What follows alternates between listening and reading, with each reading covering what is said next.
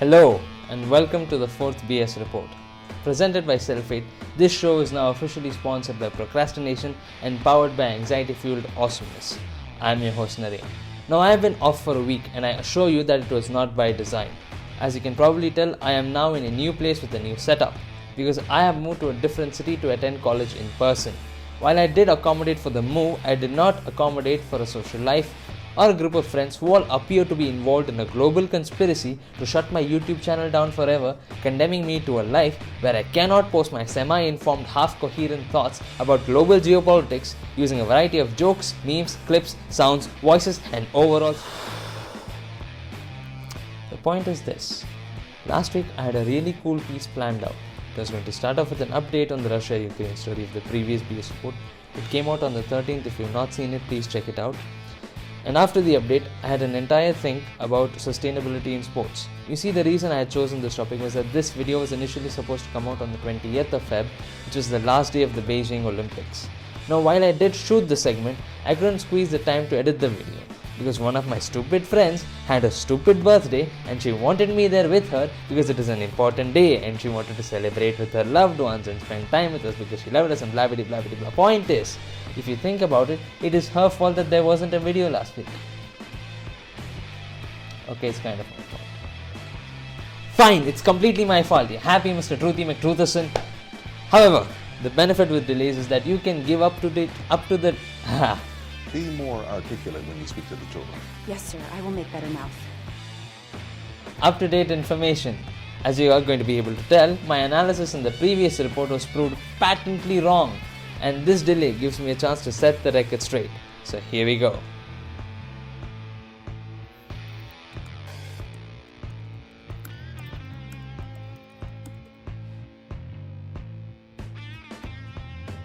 So this week, we shall begin with an update on last week's Russia-Ukraine story. If you remember, I said this. This finally brings us to the biggest question. Are we headed towards World War III nuclear boogaloo? And the optimistic answer would be, probably not. And now we have an update. Guys, I think it's time we consider the possibility that I could be wrong. But in defense of my premature, clueless and clearly inaccurate estimate, the leading experts in diplomacy and pol science also had the same premature, clueless and clearly inaccurate estimate. Since in the past week, things have escalated rather quickly. You see, Russia said that their training exercises on the border had now concluded and that they were pulling out troops. The world was happy with the de-escalation for about 6.9 milliseconds before NATO disputed this claim, saying that satellite images actually show Russia increasing troops at the border to a total of 190,000, had set up field hospitals at the border, and also brought in additional heavy artillery equipment. US President Joe Biden even went as far as to say that a Russian invasion of Ukraine, quote, remains distinctly possible. In hindsight, believing a 69-year-old man when he says that he's going to pull out probably wasn't our best decision. Side note, how did no one notice that Putin was 69 years old? In all this coverage about him throughout the world, nothing. See, does no one see that? So here's the thing. What you just saw was filmed on the 19th of Feb. This is filmed on the 26th. So here's the update to the update. Within a week of the announcement that Russia was pulling troops out, Putin suddenly announced that Russia recognized the Ukrainian separatist regions of Donetsk and Luhansk as sovereign countries and moved his troops in as part of a peacekeeping mission. Yes, because if anyone understands how to be peaceful, it is these guys. I mean, look at them. These guys chug vodka and fight bears. Do you think they've ever considered a non-violent option? What I'm trying to say is that this situation is absolutely needless and is just getting worse over time. Kind of like the Fast and the Furious sequels. Because after the peacekeeping mission, Vladimir Putin authorized a special military operation in Ukraine and stated that this was for the protection of civilians in the eastern Ukraine along with the demilitarization and denazification of Ukraine. And I know some of you might be thinking, denazification, it's a worthy goal. Maybe we've all been hoodwinked by the Americans and Western media into supporting Ukraine. Maybe Russia is actually saving lives. I mean, Putin can't have just said these things and sent in those Russian army, risking millions of civilian lives in Ukraine and hundreds of thousands of his own soldiers to fight in the biggest conflict in Europe since World War II just because he had a personal motivation. Right? Wrong. That is exactly what is happening. Thousands of people across Ukraine now live in underground bunkers and even subway stations, doing their best to avoid Russian air raids and missile strikes. A hospital in Ukraine has actually moved into a makeshift bomb shelter with the NICU unit working with blankets to keep the babies safe and warm. Able-bodied citizens between the ages of 18 to 60 have been drafted by the government to defend their country, and volunteers have armed themselves and now patrol the streets waiting for the Russians to close in, which they are in 3 directions.